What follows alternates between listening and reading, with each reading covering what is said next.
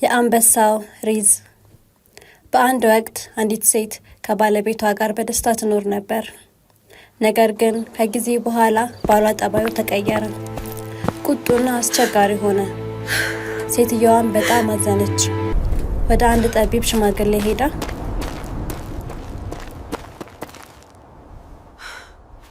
ባሌን የሚለውጥና ወደ ቀድሞ ፍቅሩ የሚመልስ መድኃኒት ስጠኝ አለችው።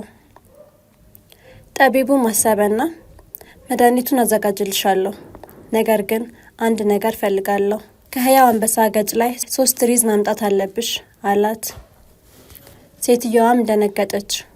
አንበሳ እንዴት ይቀረባል? ይበላኛል እንጂ አለች። ጠቢቡ መድኃኒቱን ከፈለግሽ የግድ ማምጣት አለብሽ አላት። ሴትየዋም ወሰነች። በየቀኑ ስጋ እየያዘች አንበሳ ወደሚሄድ ጀመረች።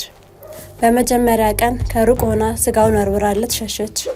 በቀጣዩ ቀን ጥቂት ቀረባለች። አንበሳውም እየለመዳት መጣ። በየቀኑ እየቀረበች አንበሳውም እየለመዳት ሄደ።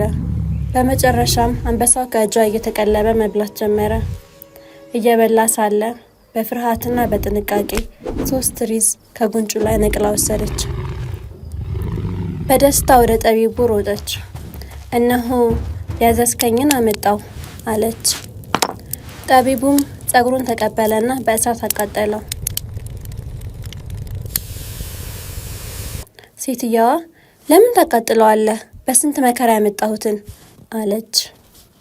ጠቢቡም መለሰ፣ ልጄ ሆይ ይህን አውሬ አንበሳ በፍቅርና በትዕግስት ቀርበሽ ካላዘብሽው እንዴት የገዛ ባልሽን በፍቅርና በትዕግስት መለወጥ ያቅትሻል? መድኃኒቱ ትዕግስትሽ ነው አላት።